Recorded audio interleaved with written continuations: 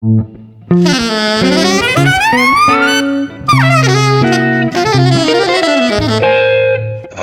Jazz.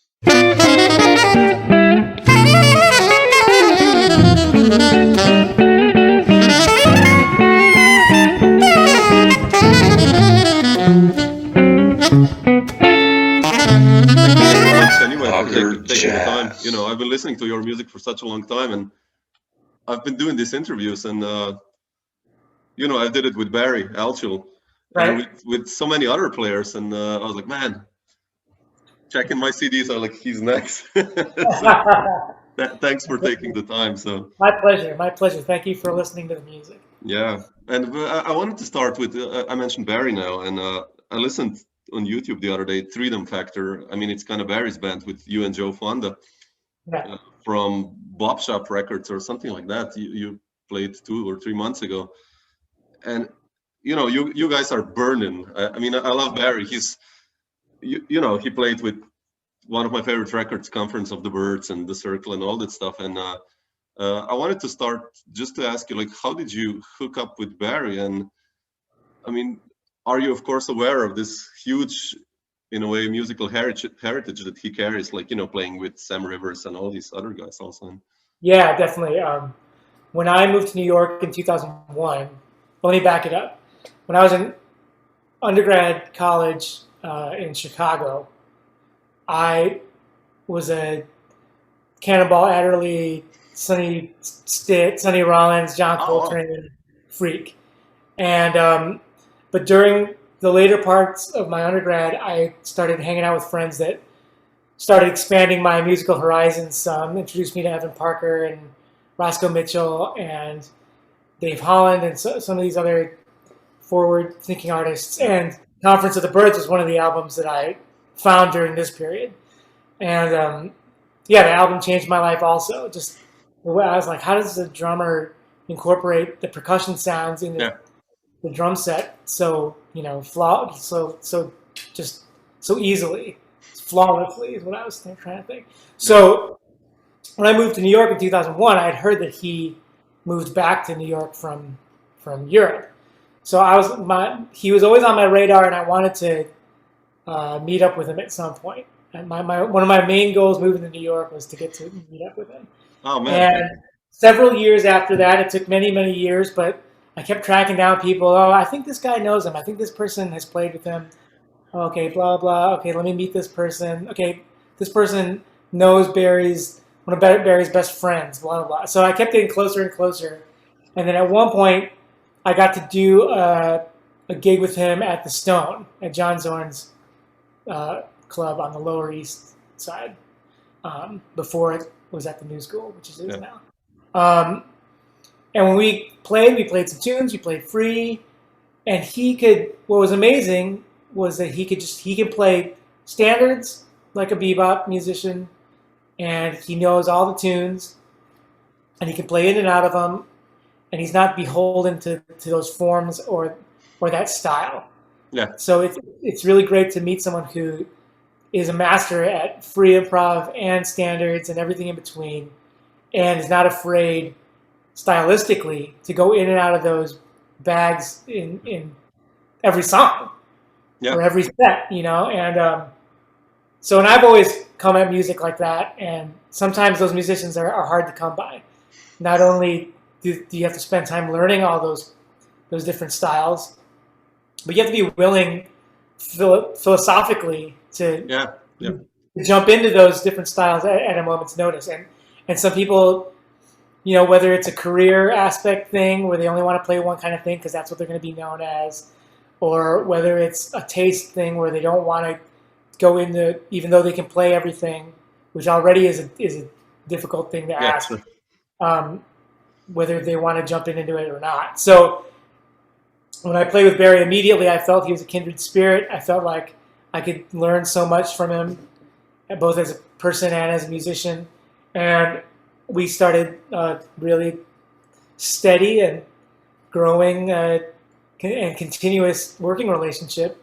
He's become one of my best friends. He's been a big mentor to me. And he plays in one of my groups. I have a trio with him. And I play in Freedom Factor with him. And it's just been a musical blessing to get to hang out with people like him. Yeah. Did you? I mean, that album, It Takes All Kinds, with Mark Elias, was that first? Did you kind of first invite him to your group, or like did it kind of mutually happen? Like, well, actually, after we played at the Stone, I was like, okay, yeah, this is exactly, because sometimes you get to meet your heroes and they're not exactly what you pictured them to be on paper. And I would say maybe the majority of times that's what it turns out to be. There's something weird about them, or they're mean, or whatever. But with people like Barry, people like Dave Douglas, these people like Yuri Kane, people who I've been blessed to get to spend time with on and off the bandstand, they've all been the sweetest, most awesome human beings. So in that regard, I'm really lucky to get to meet several heroes that I can still want to hang out with. Sure. But so after our gig at the Stone, I had been working on this project because I was way into Sonny Rollins at the time.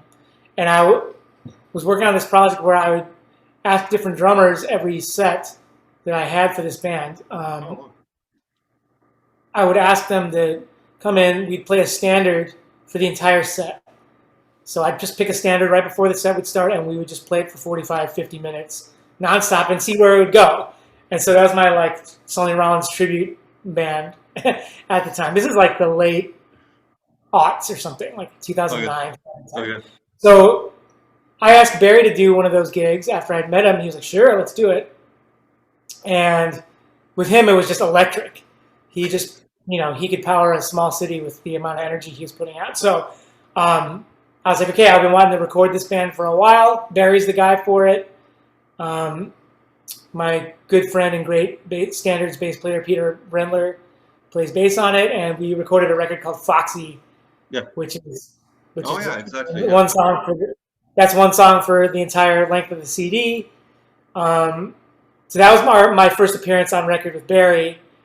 After that, I wanted to write some music. I wanted to compose some of my own music, which is what the It Takes All Kinds ensemble became. So that's Mark Elias and Barry. And then after that, the Freedom Factor was born. Okay, interesting. Do you guys? How is I always like that. I've noticed it with so many musicians that it's, same people, but just the leader kind of changes. Like, how does the vibe between you change, or it doesn't? Maybe if you take the role of the leader. I mean, of course, you write songs and tunes in the other way. Barry, I guess, does also. I mean, you do lots of free improv. But how does this function, in your eyes?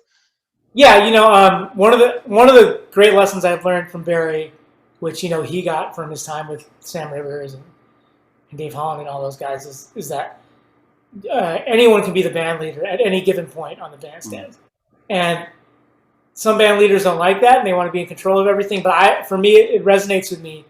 I love the idea that whoever's feeling the energy and feeling the muse at the moment can take over and push the direction where they're feeling it. Because if they're feeling that energy, most of the time where they're coming from is going to be an honest and reactionary place to the music that was happening. So for me, that's really interesting, because even though I'm the band leader, I might not make the best musical decisions because of some extra musical things that are happening, like me hoping to please the promoter, me being overly worried about how long the set's going. It can go on and on. Me being upset with the way the sound check went, or me wishing there were more sandwiches backstage. It can be anything stupid. I love that. But a really great side person is going to be attuned to the energies of the moment and hopefully be wanting to push the music into new areas at all times. So I love the idea that anyone can be the band leader, and philosophically that really, as a band leader for me, can calm me down a little bit and just be like, hey, let's see. I'm going to set up the set list. I'm going to decide certain things ahead of time. But once the music is going, hopefully I'll be chill enough to allow the music to grow where the side people are going to let it. And so I learned that from Barry early on, and I try to apply that to my band leading as much as I can. I play in his band, he plays in mine, but there's definitely a mutual understanding that whoever's feeling that energy at any given moment can step on the gas pedal and take over for as long as that energy is there. Yeah, musically that's so important. Yeah, I think definitely. But I mean, since talking about band leading, you mentioned, Dave Douglas and we're talking about Barry now, and you've done tons of other work, like with Mary Halvorson. I mean, I want to touch these areas a little bit later, but you seem to enjoy being a band leader also a lot, because, when I check your records, you've done like so much work, and also, Irabagon records, which I also want to touch now a little. Like, you've been putting out stuff, so much stuff I checked, and it's incredible the amount to do. So you seem to be really comfortable in this role now, right? After all these. Yeah, I mean, so when I was finishing up undergrad, like I was talking about in Chicago, yeah, I wasn't sure. I wasn't convinced that you could make a living playing music anymore. I thought that was for the 40s, 50s, 60s, and the era when the big bands were touring, or you had to be a rock musician or something like that. So the music that I was interested in, I just didn't know that you could do it. Yeah. And so when I finished college, I took a year and I was playing gigs in Chicago and I was teaching a lot. And by the end of my time there, I was playing gigs like 6-7 nights a week in Chicago. Wow. Chicago's an amazing place for that, or at least at the time, and I think it still is, where you could be in a lot of different scenes, you could play a lot of different music as long as you were doing it authentically, yep. And you were showing up on time and not being the weirdo in the wrong ways. So after a year of doing that in Chicago, where I was playing a lot of different styles, I was practicing as much as I could, I was teaching as much as I could, I was like, you know what, maybe you can make a living playing music these days. So I decided to move to New York, and I went to Manhattan School of Music and got a grad degree there. But that was really where I was like, you know what, I'm going to give this music thing 100% and see if I can make it happen. Yeah. And so I've always come at it with an attitude of like, man, how about this? Let's try this. What about this? What if this? Because I never thought that it was possible in the first place. So every year that goes by, I'm just more and more thankful for it. I'm just willing to try more and more things, because I was planning on being an accountant or something, some kind of business thing, because that's what you're supposed to do in life or whatever. But for me, it's just a joy and a privilege and an honor to get to make music, and definitely make music with the people that I've been able to meet and encounter and collaborate with. And so it's just a sense of wonder and trying to do as much as I can with it, because it's a gift. Yeah. Now, I love that with you, what you mentioned, that, this variety. Like, especially now, I checked out the stuff you did on Bandcamp, and it's amazing. It's like you're like there. It's almost like like avant-garde meets like really traditional. And with Ava, the guitar quartet that you did, like it's like doom metal at some point. So I love that. It's just like, yeah, okay, let's go there, and that's so beautiful. Yeah, I'm like blessed or cursed with loving all these different kinds of music. Yeah. And wanting to be a part of all of it, and wanting to practice and shed and really try to get inside the mindset of all these different kinds of music. And for some people it's a turnoff because they don't know what to expect from record to record. But sure. You've got you have to follow the muse when it strikes you, and you have to pursue the music that you're hearing in your head. Because otherwise it's a disservice to you and to the audience. Yeah. I'm just trying to be as honest as I can with myself. Where did this interest come from? Like this, where as a teenager, like influenced or still is by all these varieties of music? Like, did you listen to a lot of rock also, and like, I guess classical and all these influences? I mean, how did you create this dough of your music in a way? Yeah, I try to. I feel like, and I tell my students this all the time, I feel like, you're coming from a certain place where you've been exposed to X, Y, or Z, and you really find the people in those styles or genres or whatever that you love, and you try to, imitate and assimilate as much those people as much as you can, way past what you think you need, like just beyond.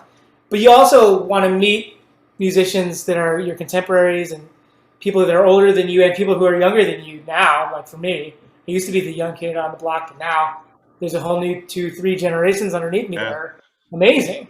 Yeah. And so you try to hang out with as many of them as possible, and you try to be curious and keep an open mind to, okay, what are you listening to? And when they mention someone that you have no idea, or even a style. There's even styles that I had no idea that existed. Bizarre. You have to follow that rabbit hole to the nth degree, just to be familiar, just to know, because you never know what you're going to get from those styles that you can bring back to what you want to do, or if those styles are going to become something that you want to like really focus on. Yeah. So the hunt is always on.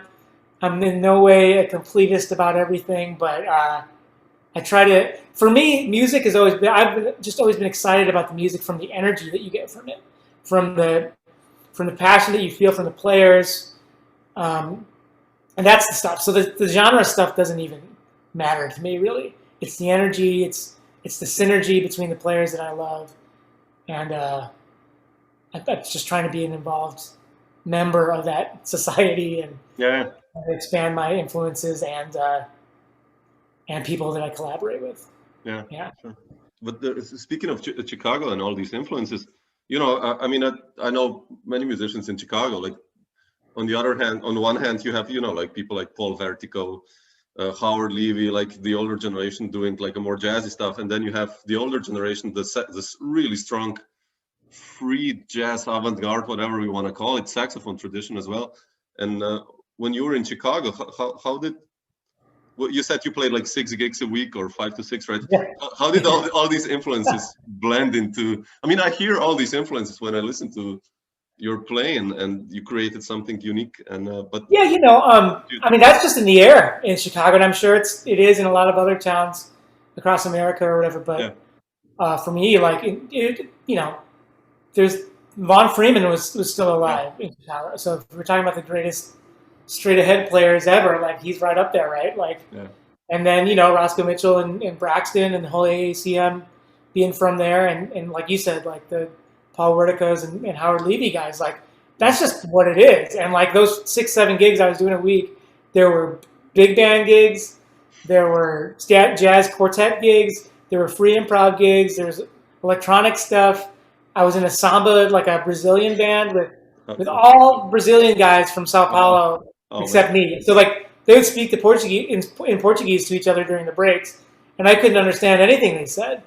But when we got on the bandstand, it was on, And so I knew, coming from a jazz point of view, like I knew a bunch of Joe Beam tunes, but they introduced me to Caetano Veloso and Kaimi and all these guys that I had no idea. So that's what I'm talking about. Like you want to be open to all the influences, and you have to be humble enough to really research them and decide down the road after you've researched them, like, okay, is this something I want to pursue more? And most of the time, if it's a music that the energy of that music or the spirit of that music has captured a colleague enough for them to be excited about it and talk to you about, most of the time that energy is something that you'll want, or anyways, that I'll want to find a way to at least bring into my music somehow.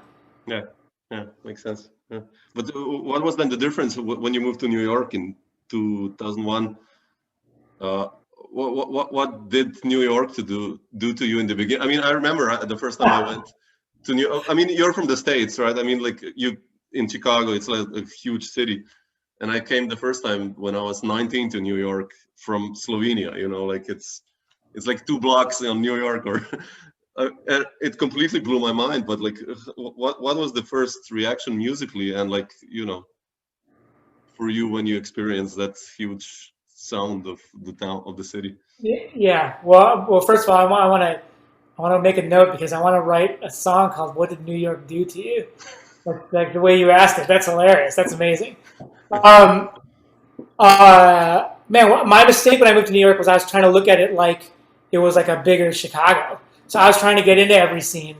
I was trying to hang out at the Brazilian, clubs to try to continue my Brazilian work there. But like, there was no way that a jazz guy from Chicago was going to be able to break it. So like, New York's a little bit more segregated in that way, because there's way more specialists and way more people who are, there are world-class musicians in Chicago, and there are world-class musicians in every city that I've found. But in New York, just you take that number and you multiply it by 10, 20, 30, At least. 100. Yeah, sure. That's the difference. And so, you really have to figure out what you're trying to do in your direction when you get to New York. And it took me years to realize that. It's definitely an uphill battle for 99.9% of musicians that move there. but we moved there because we want that energy and we want that challenge and we want to become better musicians. And I think every musician that's lived in New York, when they leave, if they leave and go back to where they're from or new places or whatever, they're a better person and a better musician for it, for those experiences. And I'm thankful for all the great experiences and all the crappy experiences I've had in New York. You know, they're not all rainbows there for sure. It's definitely tough living and it's a tough scene to be in. Yeah. But you know, I didn't meet Peter Evans or Mappa Elliott or Mary Halvorson or Dave Douglas or Gary Altschul or Uri Kane or any of these guys or Ralph Alessi until I moved there. So super thankful for the tough. There's only tough. You know, it's not all sunshine and rainbows, like I said. Which was? Did you know already some musicians when you came to New York? Dude, when I moved to New York, this was like the MySpace era. This is like pre-Facebook. MySpace wasn't really even social media. No one even knew what to do with MySpace. So I didn't know. I knew one person when I moved to New York, you know, and that person arrived like a couple days before me.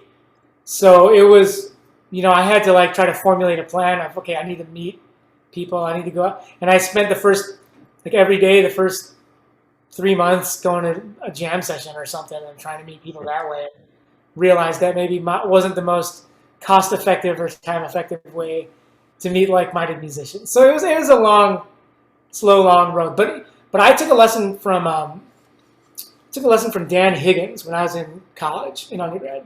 Dan Higgins is the saxophone player. He was the lead alto player for Toshiko Akiyoji's big band back in the 70s. He was like one of those first prototypical do everything, play everything North Texas guys. Amazing musician. He moved to LA after his stint with Toshiko. And he's the alto saxophonist on the Catch Me If You Can soundtrack. So, you know, John Williams wrote the concerto for alto saxophone with orchestra. That's him on there. He's Lisa Simpson on The Simpsons. He's the saxophone. So he's the guy. He's the movie, TV, and he knows jazz inside and out too. So I took a lesson with him when I was out in California back in the 90s. And when he showed up to LA with all his pedigree and credentials and everything, he told me, like, even for himself, it took him a decade to break into the scene. Yeah, incredible. And you have to, if you want something bad enough, you have to know that it's going to take time. Unless you're one of these like skyrocketed, you know, once in a generation musicians who we all want to be, but not many of us are blessed to be that person.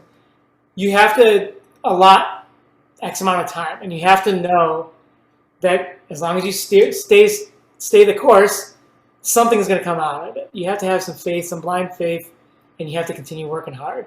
And having taken that lesson with Dan, I knew, okay, a decade, 10 years, that's a long time. Okay, I'm going to do that. And at the time, during that decade, it doesn't seem like a long, it seems like a long time, but looking back on it, man, that decade, those 2 decades since I moved to New York flew by insanely fast. But yeah, you have to have this faith and you have to just keep working hard.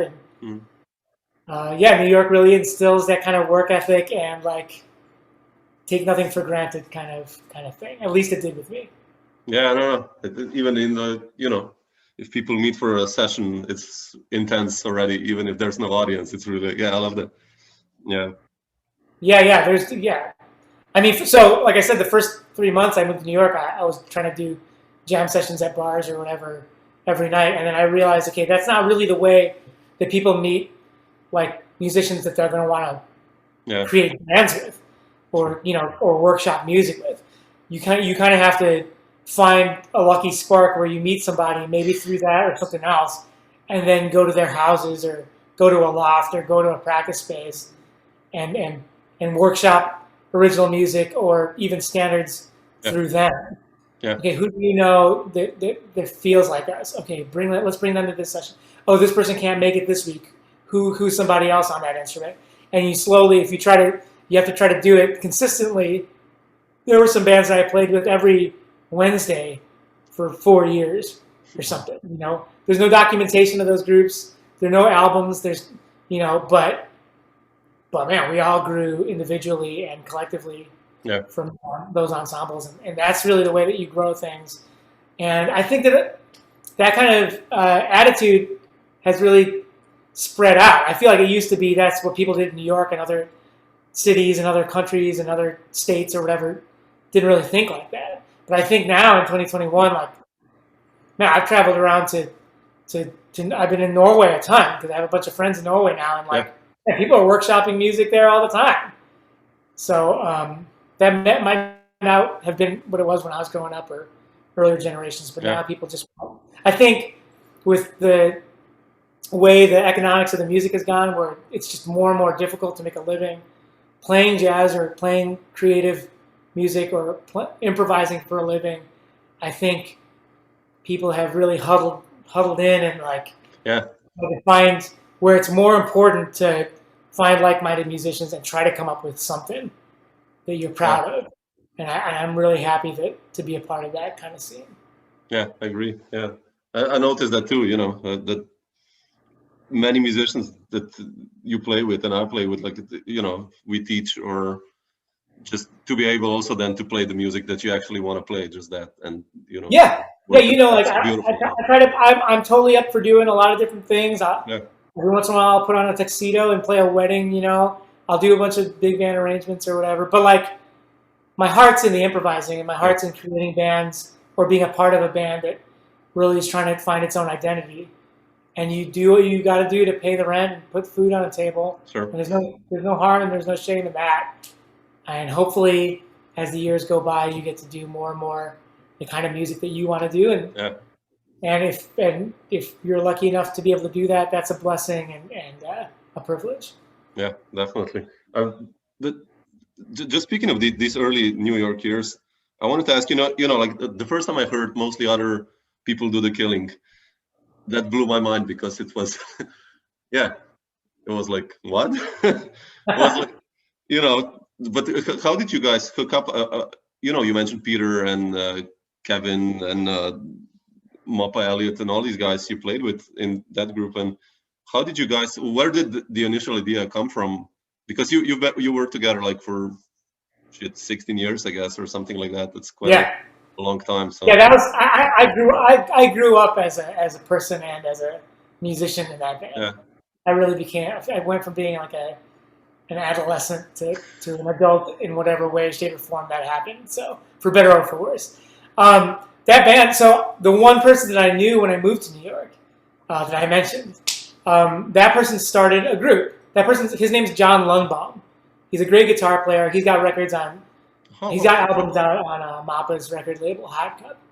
Great guitarist, really free thinker, and he's one of the people who was like, okay, you listen to Cannonball Adderley a lot. Here's some Evan Parker.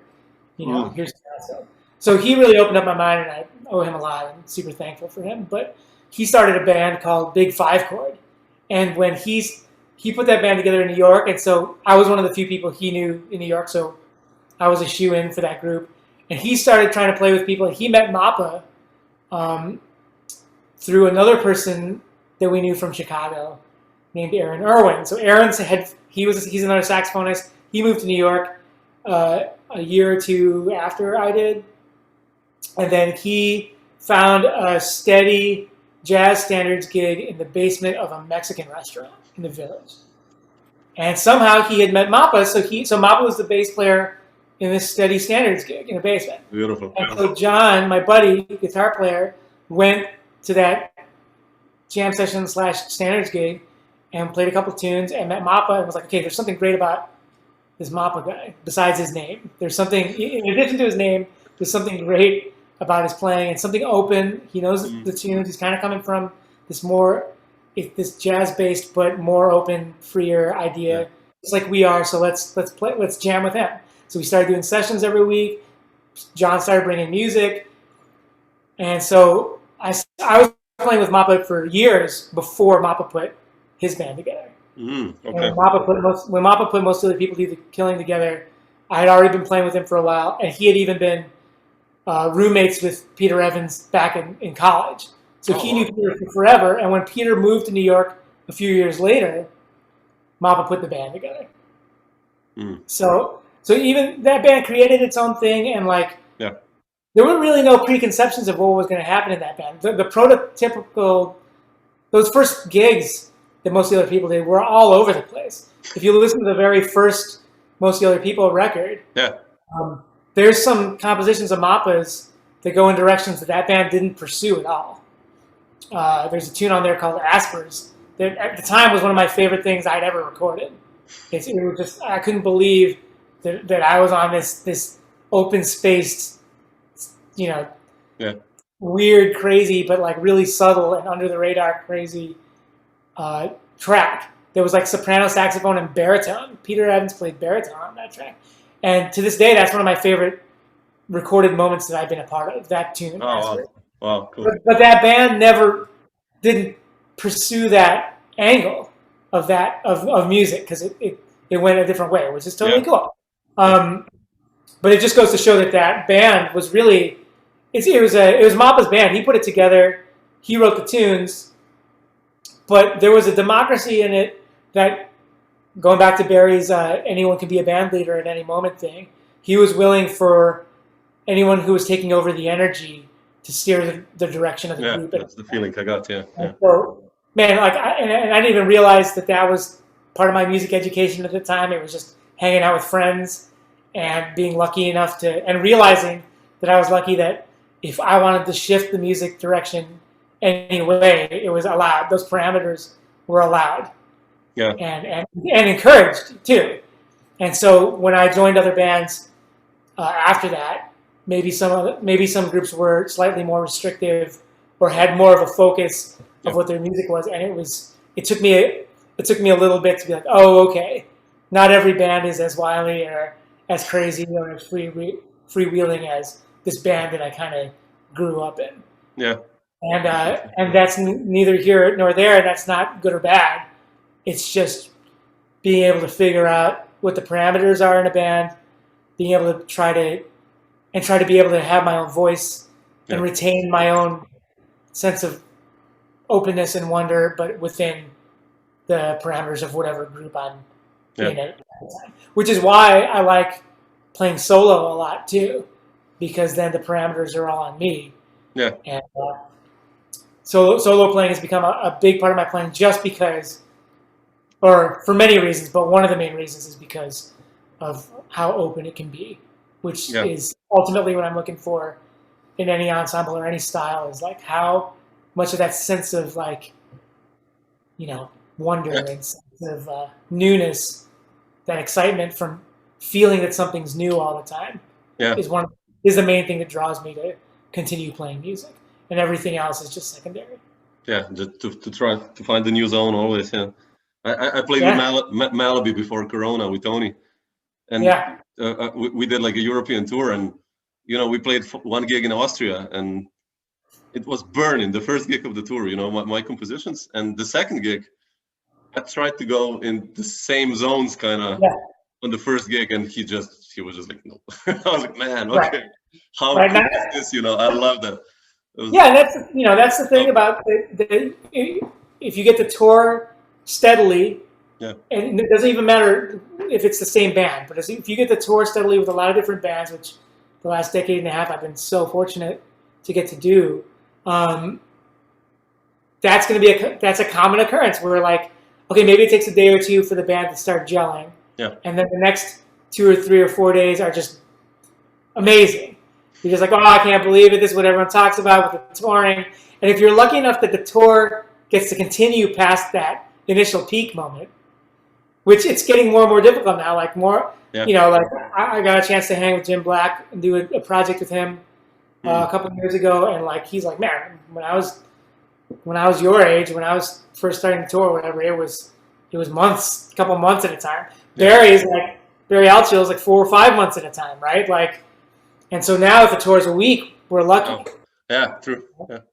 So if you're lucky enough in a touring situation to get past that initial sense of state of those gigs where it's like, okay, this is amazing. We should record this band live now because we're just when you get past those days, there's inevitably, or most of the time anyways, these days of like where the gigs are just not feeling as good.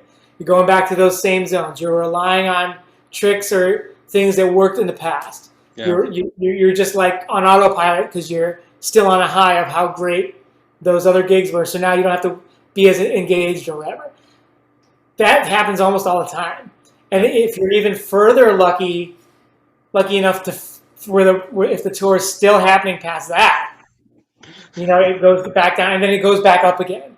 Yeah. And the highs of that second period are even higher than the initial one because you're past the initial, just the novelty of those initial highs where it kind of, it worked for the audience that time. That's great. Yay, we feel really great because the audience loved it. If you can get to the second period of it really hitting, that's where the real deal is. Thing. Yeah. That's where the real thing is, because take more chances because you have to. All these things. And I'm sure if you ask Barry or any of these other musicians who have been touring for 40, 50, 60 years, I'm sure there's a third period where it goes down and it goes back up again. Sure. I have never been fortunate enough to be on a tour that long to witness that part, but I'm sure it happens. And sometimes it's just as important to know that it's going to happen than to actually to have to go through it. So like now, whenever I play music, I'm shooting for that third peak. I'm hoping to be as open. I'm aiming for whatever that is. Yeah. And so I just put out a solo tenor saxophone record. I know, yeah. Called Bird with Strings. Yeah, I wanted to ask you about that. Yeah. And that whole record is me just trying everything. The material is Charlie Parker and Charlie Parker adjacent material. But how many Charlie Parker tribute albums are there? So like when I was out in this canyon, so when COVID happened in March 2020, my wife's parents live in South Dakota. And we were just kind of like, well, let's get out of here. We don't know what's going on. Sure. So that day we woke up at 7 o'clock and by 10:30 we were at Newark and we flew out. Oh. And we were thinking we were going to be in South Dakota for 2 weeks and it turned into 9 months. Wow, man. We just stayed out there. So lucky enough, I found this canyon that was like 5 minutes from my in-laws' place. And I wound up practicing at this canyon for 5 hours a day, 6 or 7 days a week for 7 months. Wow. And it was, if we're going to try to find some positives out of this stupid period we're still in, for me, that was the biggest positive, was getting more practice time than I have in years, being outside to interact with nature and getting some reverb and some stuff off the canyon to bounce ideas off of, literally. And interact with nature, with deer and hikers and slackliners and helicopters and all this stuff. Have some time for meditation. And a lot of my friends use this pandemic period for some introspection time, and myself included, and just be like, okay, what are we really doing this for? You can easily get on the tour hamster wheel or the gig hamster wheel and just you just got it going, so you just keep going and you make that money, whatever that is, and you just go with it. But a lot of musicians I know are like, hey, what am I doing that for, really? Like, what is the point? Yeah. Am I connected with the kind of music that I want to make as much as I want to be? If not, how can I change that? How can I improve on that?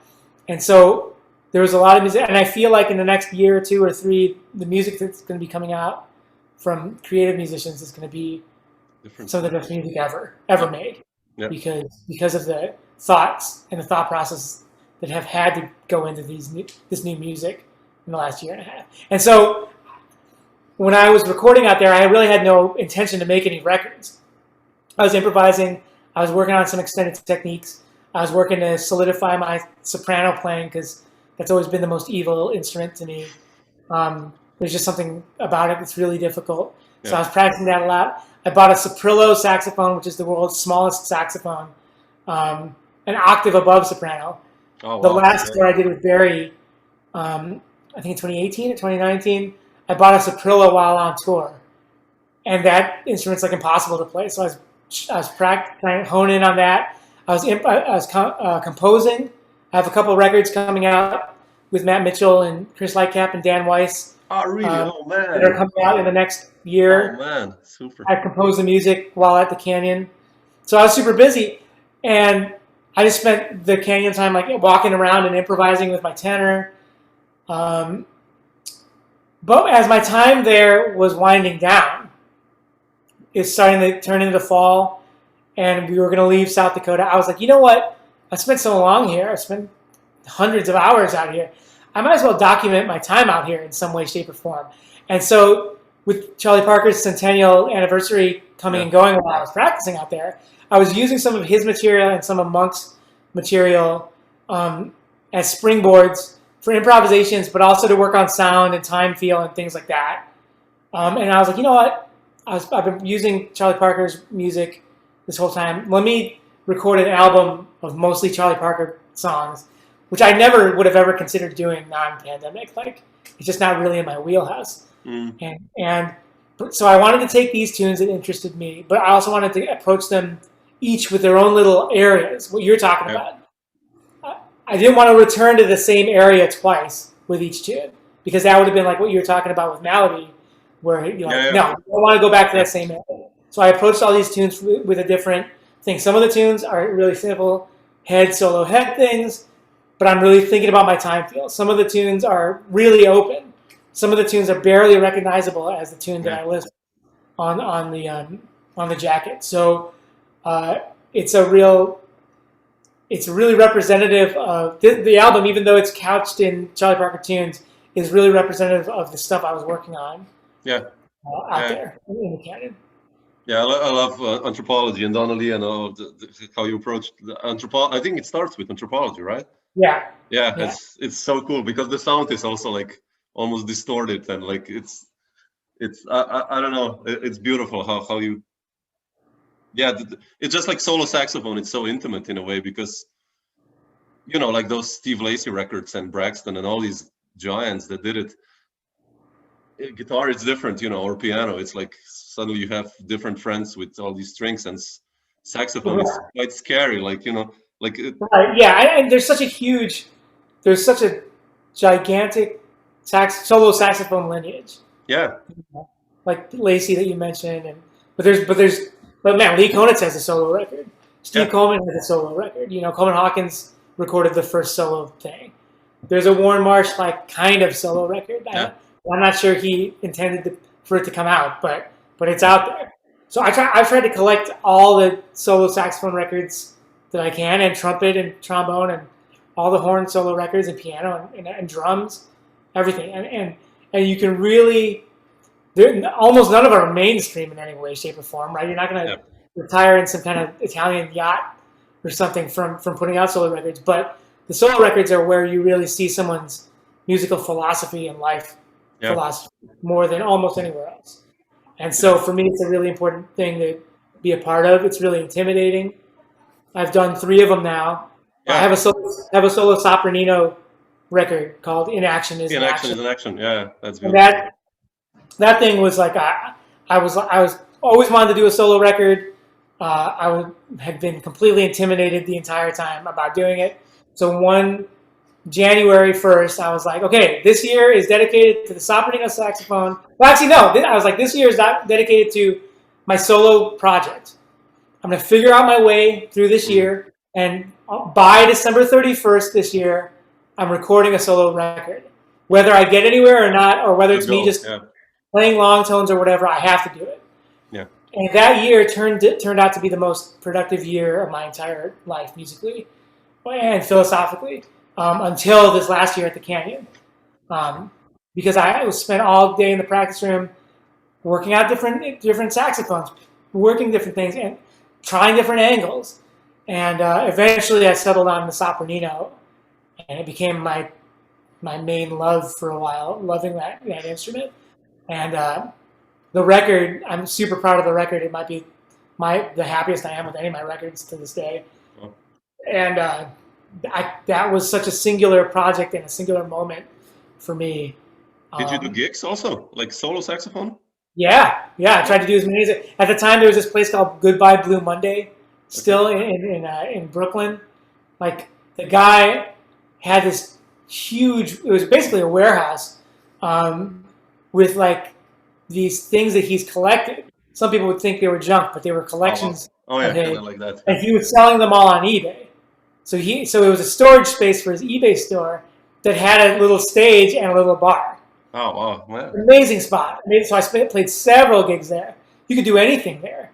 And you could experiment they would have like a ukulele band there singing like original 1-4-5-1 songs. But then you would have the outest, weirdest, most left field things there ever. So that was incredible. And I did gigs throughout New York also during that year to prep. I had to because there's a story in the Anthony Braxton Forces of Nature or Forces of Emotion book where he talks about his first solo gig thinking it would be easy. And by like 5 minutes in, he's run out of ideas. He's played everything he knew. And that's for anyone who's out there who's a musician. Yeah. Man, I totally recommend playing solo because it's true. 5 minutes in, you're like, what do I do now? And either that makes you never want to play solo again, or that spurs you on to be like, man, this is part of my craft. If I really want to be an honest creative improviser, this is me facing that right in the face. Yeah. And so let me work on this. And that year was me working on that, and I couldn't be happier. So because it was so productive for me, I was like, man, I want to do solo records on all sorts of saxophones. So the next solo record that came out for me was a few years later. It's on mezzo-soprano saxophone, which is another rare instrument. Yeah. And then this last year, it's a solo record on tenor saxophone, which that's been my home base for many years, and I felt it was time to do a record on that.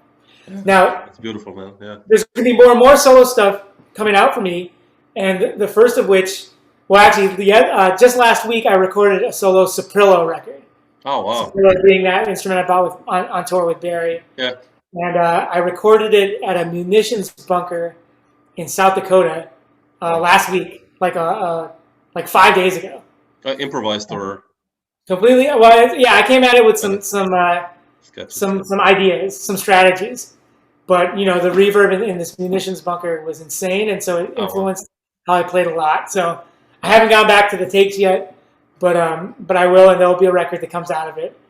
That's beautiful. But also, when I came back from the Canyon stuff, when we left South Dakota, I got into this guy in Columbus, Ohio, named Bruce Halliburton, got in touch with me because I had met him through Ralph Alessi and Andy Milne. Mm-hmm. I did a tour with This Against That, right? Ralph's.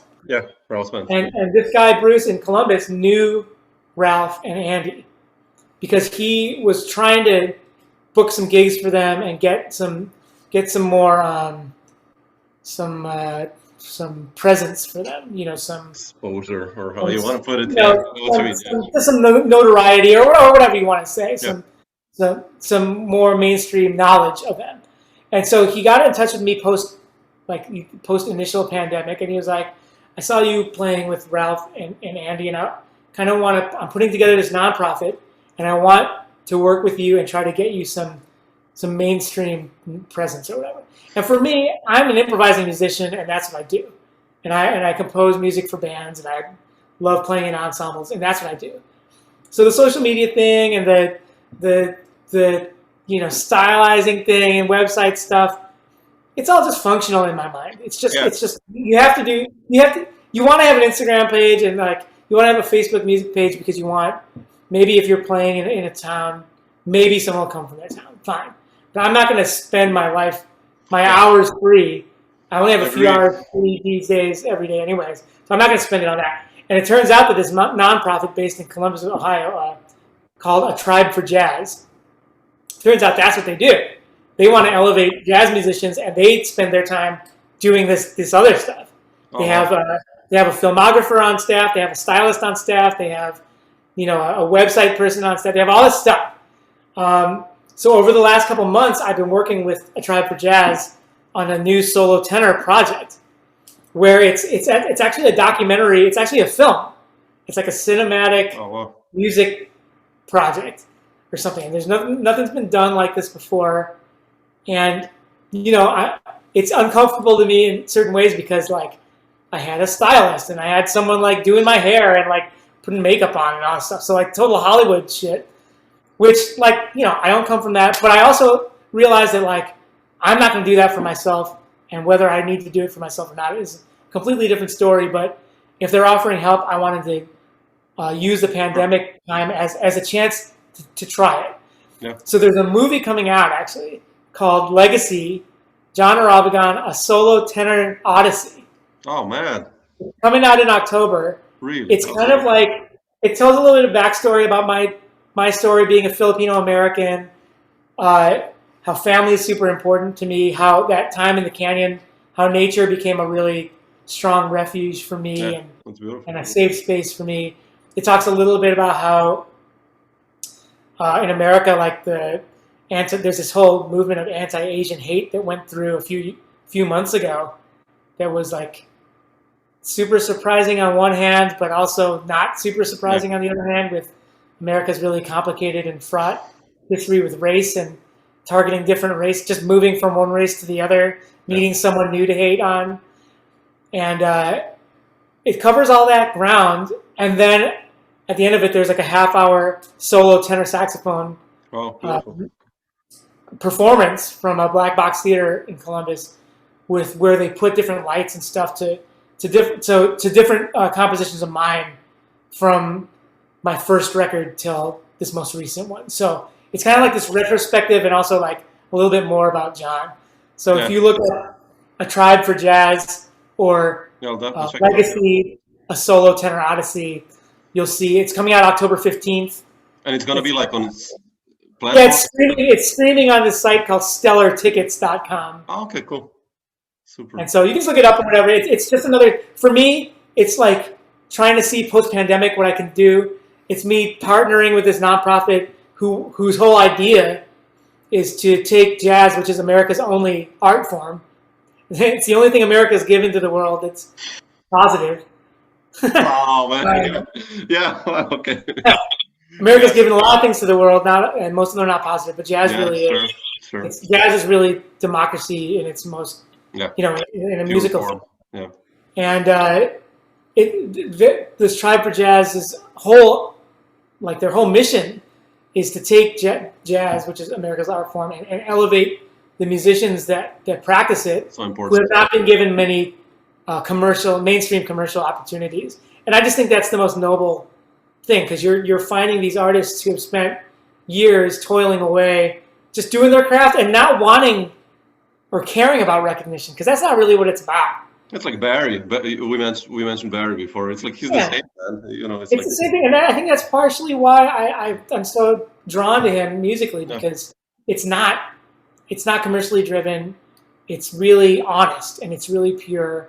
Yeah. And for someone to live a life and be 75, 76 and not care that way, I mean, that's admirable. And that's a lesson in and of itself, because the pitfalls, especially with the social media thing now, the pitfalls to go for fame or fortune or whatever, or as many likes as possible, there are more than ever. Yeah, sure. And so for me, I'm not trying to take my music that way, and it's never going to move that way unless I'm making a point about something, which we can talk about a couple of years from now. Yeah. But my music's always going to be as creative and improvisational based as possible. But to hear from a nonprofit out of the blue that are like, we appreciate, Jon, what you're trying to do, and we're going to try to elevate it in some way, shape, or form, online or through social media or whatever. Let's roll the dice and take a chance. And I couldn't be happier with the way it turned out. And it's also allowed me to be a little bit more relaxed with that social media aspect and just pursue my own music further. Yeah. So because I've had the space and the time and the hours to reclaim it and not worry about that stuff, I started practicing really hard. And the solo Soprillo saxophone record that's coming out next year is testament to that, because no one wants to hear that. Yeah. Right. But eventually, I've always wanted to put out more and more solo records. So it's kind of like in my worlds where if I studied Coleman Hawkins and Lester Young to the nth degree, more than I ever dreamt possible, and studied Roscoe Mitchell and Evan Parker and John Zorn more than I ever thought possible, both of those worlds in my playing and in my mind become more than what they were individually. Definitely. Now, if I can get deeper into my craft and keep working with people who specialize in this non-musical stuff, hopefully my music and my non-musical stuff will both be risen to some level that I never get. Is that also the choice why you started Irabagon Records, like just to get it all out there? I mean, yeah. So I started Irabagon Records in, was that 2012, I think. Oh, right. Now, okay. So when my first record I ever did as a leader came in 2007, I guess. That was Outright, right? No. This is Outright, yeah. Chris Davis and all those Chris guys. Davis, Jeff Davis, Ivan Opsvik, and Russ Johnson on trumpet. And that was one of those bands that there was workshopping every week. We got together and played every week for years in the early 2000s. Oh, wow. And so eventually I was just kind of like, okay, let's record this group. And they were the people who gave me the strength enough to write music and bring it in and not be ashamed of what I was written and give me constructive feedback. And they were totally cool with me bringing the tune back 2 weeks later with the improvements and say, oh, let's do this, let's see that. So forever thankful to all four of them. And when I put out that record, I sent that record to 49 labels, I remember. And I got no response from a lot of them. I got flat out no's from a lot of them. From one, I printed out the email and I had it on my refrigerator for a while. I got one that was like, no effing way, who the F are you? I've never heard of you, why would I put this out? And fair enough, I'm a nobody. So, but it was just a really aggro response to a simple no would have sufficed, I guess. So I printed that. Cool, I did. I understand. So I put it out, sent it out to 49. I got a lot of. We love this. This is right up our alley. But either we don't have room on our roster for the next 3 years, so we'll put it out in 4 years. Which I wasn't going to do that because I'm just like I'm a musician, so I'm like once this is done, I'm moving on. Yeah, sure. A lot of the bigger label things is like, okay, cool, good job. The record is in the can. This is coming out in 2 years, so we can promote it and build a world tour around it. That's all well and good if like the career thing is your main thing. But for me, I'm more interested in trying to see what I come up with next musically. So I didn't want to wait for those labels. There are other labels that are like, we love this, we just have no time, or we don't have space on our roster anymore. So anyways, so 49 labels later, I was just going to put it out myself. And a good friend named Jason Gillenwater, who's a great tenor player now who lives out in San Francisco, he was like, hey, I'm on a record out of Innova Records in Minnesota. They're really cool. They get it musically. So send it to them before you put it out yourself. So I sent it to them just like, whatever, cool. And they decided to put it out. Okay. I was super thankful for that. They really taught me a lot about like record distribution and all the manufacturing aspects of stuff they really helped me out with. But then soon after that, I put out a couple records on other people's labels. The first, I Don't Hear Nothing But the Blues record, with me and my Pride duo. That's on Ivan Opsvik's label, Loyal label. And he has other great records of all different genres. Yeah, I love Ivan, yeah. He's amazing. So, and then I put out Foxy on Mappa Elliott's label, Hot Cup. But then during that whole time, I was like, you know what? I should have just went with my initial instinct with the first Outright record and just gone ahead and put it out myself. I love the idea that I have some friends that had some bad experiences with major and minor labels changing their idea of what the song order was, changing song titles without telling the artist, changing the mix without. My friend had Ben Monder on his record, and as a guest for like a couple tunes, and the record label cut one of Ben Monder's solos without telling my friend. Are you serious? Yeah. So all changing the album cover artwork, just everything, changing what their thank yous were on the inside. Like you name it, they've done. Like people have done it who don't have the same artistic vision because they're coming from some other aspect. And luckily, with Ivan's label and Mappa's label, that didn't happen. And Innova, that didn't happen. But I wanted to. During these years, I was playing and recording with these people and seeing these things happen. So by 2012, I was like, you know what? I want to put out. I'm just going to do it myself because I could see that the independent thing was on its way, anyways. Individual artists needed to have their own websites, anyways. Yeah. And now, like years later, it's social media things, and artists are basically responsible for that aspect too. And they're basically responsible for recording and getting the music publicized anyway. So it was all coming anyway. So I kind of saw that. So I was like, okay, let me just start my own label. And Nothing But the Blues 2, which was Mike Pride and I with Nick Barr, prog rock or prog metal guitarist. That he's on that record, and the second edition of Outright, since Outright was my first record, me starting my own record label, Outright Unhinged, those two records came out simultaneously as the label launch. Yeah. And so I put out all my own stuff since then on my own label, but I've also put out records by a lot of my friends. Yeah, sure. I have a buddy in Madison, Wisconsin named Anders Vano, who's a great baritone saxophonist, and he loves all different styles on baritone. So he's kind of putting out a series of State of the Baritone albums, where each album covers a different genre or style, but with baritone as a focus. My label's put out 2 different Uptown Jazz Tentet records. The Uptown Jazz Tentet is it's a group of 10 people who are friends of mine, and we all graduated from Juilliard at the same time. We're all like school buddies. But these guys are the most musical, tasteful, amazing musicians and composers and arrangers. They play in like Christian McBride's band and the Vanguard Band and the Black Arts Collective and all these great straight ahead groups. And so the music is bent that way, but it's the most artful version of that there is in 2021. So they have 2 records that are out on the label.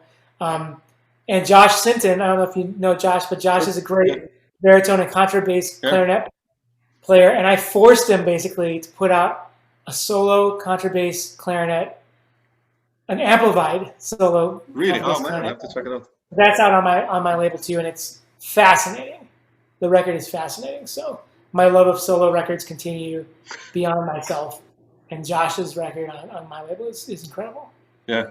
But you've played with Dave Douglas, and he's done Greenleaf for probably 20 years already. Or Tim Byrne has done like stuff in the early 80s also on his own, like Empire. And all these guys are heroes. Yeah. In not only musically, but also this idea of like loving and taking ownership of your music so much and being proud of it so much that it's like, you know what? Major labels be damned or whatever. This is my thing. This is my vision. So that's so cool. But I wanted to ask you, Jon, one more thing, not to take too much of your time, but I love to hear your thoughts. It's so cool to listen to you. So, but I wanted to ask you. You said during this Corona in Dakota when you worked on the horn, but you also composed. And when I listen to your compositions, you mentioned the first record, this tune, Odd Job. No. Oh yeah. I love those unisono lines, or then the one with Tom Harrell, I One Wish, that has such a beautiful melody. And I mean, I've transcribed some melodies of yours and tried to figure it out, and you seem to have such a wide, 100 Summers, I don't know, it's like Coltrane-ish almost, but you have such a wide area of composition-wise also. Like, what's your process usually when you compose? Like, how does an idea start? Like, are you in this Ellingtonian fashion that it's going to be like you mentioned Chris or Dan Weiss or these guys, or are you just like writing music because it comes out? Or I'm trying to think of composing like improvising. I took a lesson from Greg Osby, and he was like, composing and improvising are one and the same. And so for example, so I was out in the canyon composing, and basically I had my portable recorder on. Or if I didn't and I was improvising something, I would, if I stumbled across something that caught my ear, I would stop and record and try to keep I have a notebook of like little germs of ideas, and later I'll flesh them out, right? But they come basically from improvising most of the time. And for certain projects, I'll improvise more than others, or I'll compose more than others, and this will be more composed, like for Behind the Sky, the album with One Wish and 100 Summers. Those tunes were like pretty composed, and the solo sections were ready to go, And those guys that play on that record with Tom Harrell, Luis Perdomo, and Royston and Yasushi Nakamura, incredible musicians, and they nailed it. My 2 records with those guys, the other record's called Dr. Quixotic's Traveling Exotics, and I wrote really complicated music for that one. So I really like went into the other level of like almost overwriting for them and seeing how they could deal with that and stay improvisational and stay fresh. And if you listen to that record, it's amazing. They play, and Tim Higgins on there is incredible. And then some bands I really pared down the improvising, like It Takes All Kinds is really low improvising. I mean, low composition stuff, like really sparse, but it's there. The whole Nothing But the Blues series is completely improvised. I might give them a direction like a picture or something for directions, but that's it. But the tunes that I composed in the Canyon, there's 2 records coming out next year. One is called Recharge the Blade, and it's Matt Mitchell and Chris Lightcap and Dan Weiss with Ray Anderson on trombone. Oh, man. Wow. And Ray, I've always wanted to play with Ray, and I've gotten a chance to play with him several times, but I wanted to be able to have a project with him where I could pick his brain and just learn from him, because another hero of mine that he's amazing. I'm so glad that I got to meet and not disappointed meeting him in real life. You know, I've been lucky enough to take it full circle. I've been lucky enough to meet all these, and he's one of them. He's a sweetheart. He's an amazing musician, so open, and he's done it all. Yeah. So this record it's me on soprano saxophone. As I said, I was wrestling with this instrument all Canyon, and so it was time to record on it. And that album is me composing in all the different styles that I associate with soprano saxophone. Oh, wow. Interesting. So there's a Coltrane-ish type thing. There's a Steve Lacy-ish type of thing. There's a Sidney Bechet type of thing. There's a Roscoe thing. There's a Braxton thing. There's a smooth jazz thing, because smooth jazz is soprano saxophone. Sure. Right? There's completely free stuff. But so the tunes, the focal points are these different soprano heroes of mine. The tunes themselves the compositions themselves jump into that mode, but they're pretty open because I wanted Matt and Chris and Dan I wanted their voices all over this record. So these compositions are a little bit more in between, whereas Dr. Quixotics is written a lot. There's a lot of notes on the page because I was really wanting to challenge that band in that way. But this band, I wanted to hear what this new quartet with Ray could offer if I had. I'm trying to strike a balance between really detailed composition, but lots of sections where they really get to stretch, right? Yeah, I love that too. The first record's called Recharge the Blade, and that's got Ray Anderson. The other record of tunes that I wrote during my Canyon experience is called Rising Sun. I think that's going to come out simultaneously, maybe. But Matt on your label, both, or? Yeah, I think so. I think both of them will come out. Cool. And Matt and Chris and Dan are on that, and Miles Akazaki. Oh, man. Adam O'Farrell both play on a couple tunes. Okay, it's getting better and better. Yeah, man. So, like I said, I'm trying to expand my circle and try to learn from as many people as possible. And, Adam's part of that younger generation than me that, man, this guy can play anything and sight read anything and has so many different things on his radar. So to get to learn from that vivacity is something that I'm looking to do more and more now that I'm getting older. Oh, and so that record's called Rising Sun, and it was, the tunes were written in the Canyon, but the final fleshed out versions of those tunes were influenced by a road trip that my wife and kid and I took right when the government reopened Yellowstone. So in June 2020, we went from South Dakota up through Montana, down through Yellowstone, down through Wyoming, down through Utah, and circled back around through the Rocky Mountains. And I've traveled the world a lot, getting a chance to tour. And I've made a point during those travels to see a lot of really great places. But my mind and eyes were really opened up during this road trip we took, this epic road trip. Because, man, America, with all its problems, there's a lot of beauty in the middle of the country. Yeah. And that's the paradox that is America. That's America in a nutshell, which is it's the most beautiful and the most ugly and the most cutting edge and most arcane country on the planet. And so it's fascinating. Yeah, it is. It's fascinating that I was able to see that through nature on this road trip. And so the tunes on Rising Sun with Chris and Matt and Dan are kind of focus towards that aspect that I man. that I realized during my Canyon time. So much looking forward to hear that. Beautiful. Yeah, I love those guys. I mean, beautiful. But like, I just wanted to ask you one last thing.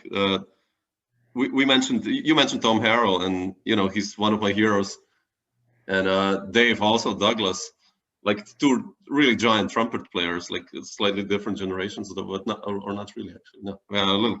But how did the gig with Dave Douglas actually happen? And he's become such a huge entity in jazz in the last 30 years, I guess.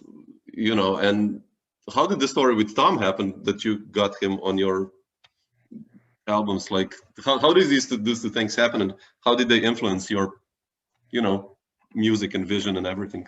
Yeah.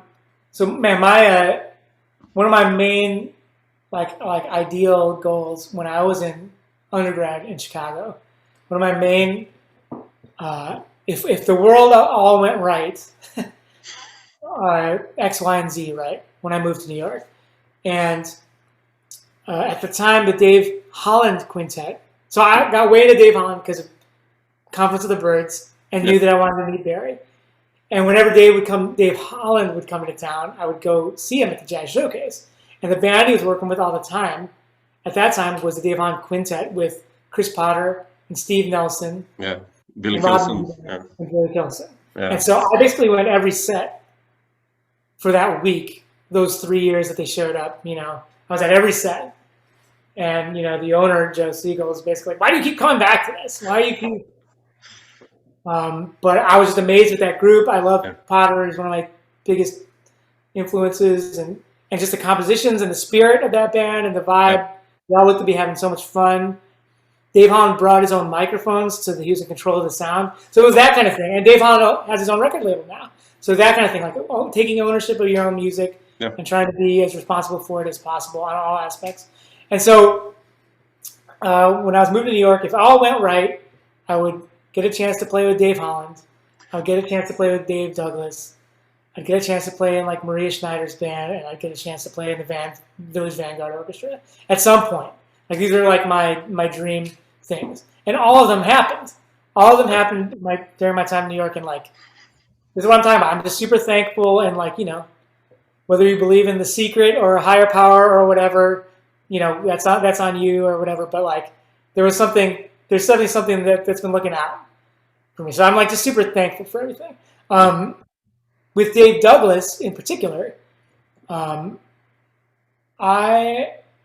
always like loved trumpet, and I've always wanted to be in the front line with a trumpet. That's just a saxophone thing. We just love saxophone's like a typewriter. You can play like you can play anything anytime. Trumpet players are like up against the hardest instrument ever, but they have that clarion range. They can command a room at the drop of a hat. So I just love trumpet, and like one of my goals also it was to play with as many great trumpet players as possible.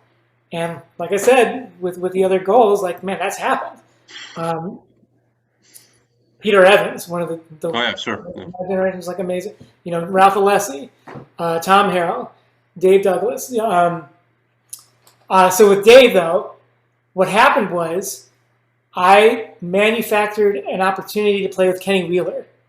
Really? And so Kenny Wheeler also is one of these top How was that? He's the hero, probably, like composition-wise. Yeah, mine too. And like compositionally and improvising, and like, he's a melancholy-free improviser. Like that's awesome. That's amazing. So I played with this guy. I met this guy in grad school named Andrew Bain, who's a great drummer and educator who teaches in Birmingham University in England now. And we manufactured we put together a band. It was him and I. John Taylor on piano. Yep. Oh man, seriously? Yep. And Kenny and Michael Janisch on bass. Man. And Did you record that? Is this the record from this? Nope. We played 2 nights in London. We played 2 nights, and it was amazing. We played Kenny's tunes. It was Kenny Wheeler's thing, but we put it together. And for me, it was just an incredible experience to get to hang with Kenny those days, those rehearsals. Get to play with him, get to see him on stage. I'd seen him play before, but to have that perfect view of him on stage right next to him those couple nights. And so we had a great time. I got to play with them several times after that. Oh, wow, really? I was just lucky enough. I was just in the right place at the right time. We played a festival in Canada. And the next year, Dave Douglas runs the Font Festival, the Festival of New Trumpet in New York. And every year he gives out a Lifetime Achievement Award. And that year he wanted to give it to Kenny Wheeler. So as part of Kenny Wheeler coming to New York to accept it, he was asked to play one night of quintet music to like close out the festival, and they were going to present him with the award and all that. And so because I was lucky enough to be playing with them a lot lately during that time, and I had memorized his music. The music that he wanted us to play, I wanted to take in the experience. I was so thankful for the chance to get to play with him. I memorized all the music because I wanted to have my mind ready to go. I wanted to watch him. I wanted to watch the crowd. I wanted to be as present as possible. So I went ahead and learned all the music. And so when Dave Douglas asked him to put a quintet together, I think Kenny was like, okay, well, Jon learned a certain amount of my repertoire, so let's have him do it. He's like, I haven't seen my good buddy Dave Holland in forever, so let's ask Dave Holland to play. And then he had Craig Taborn play. Man. And he had Rudy Royston play. And so I had been playing with Rudy already a ton, so I was super comfortable with Rudy because he was in my band, I was in his band, 303, and we had done a lot of like just offshoot gigs as double sidemen together. So I knew Rudy, so he was my like anchor that I knew. I'd been playing Kenny's music, and I'd been listening to his music since I was a teenager, but I'd memorized a bunch of his music from getting the chance to play with them. So I kind of knew Kenny's vibe already. I got my chance to play with Dave Holland, through that. So check that box. It was amazing. Yeah. And I met Craig a bunch during festivals, but to get to play with him then was incredible. And so I struck up a conversation with Dave Douglas during that gig. He super loved my interaction with Kenny. He loved the fact that I memorized his music and cared about Kenny enough to go that far to play that one gig. It was a one-off gig, like it wasn't going to become a thing, but Dave loved the fact that I went for it. And after that, he just the next couple months later, he happened to be putting a band together, and I got the call. And beautiful. I mean, and being in Dave's band, that band toured constantly for 6-7 years, and to be a part of that musical family with Matt Mitchell, that's where I got to play with. I knew Matt Mitchell a lot. Matt was there. Before that, I knew him before that. We had played a couple sessions, but that's where I really got to play with him nightly. I knew Linda Mahan before that. I got to play with her a lot. Yeah. That. So it was a band of friends anyways. But to grow together as a family, it gave me a different upbringing from most of the other people do the Kenny up. Definitely. Yeah. I grew a lot both in those bands, and to get to tour with Mary Halvorson for constantly. Yeah, also, yeah, sure. These are my three main musical families, along with Barry's trio and my interaction with Barry, that I can look back on to see where my musical foundations and formations come from.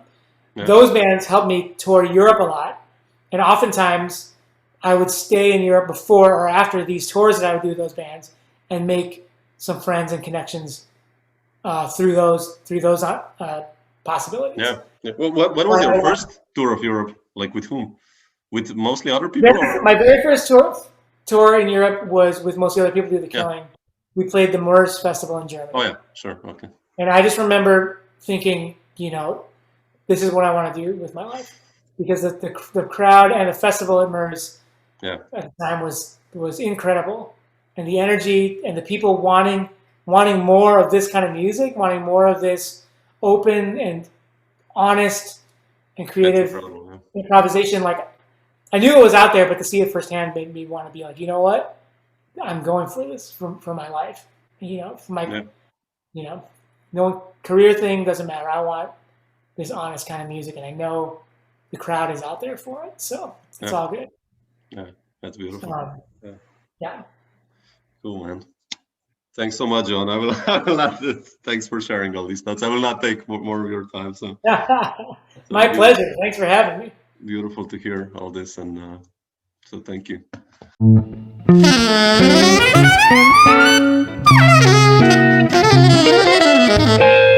Okay. Untitled Jazz.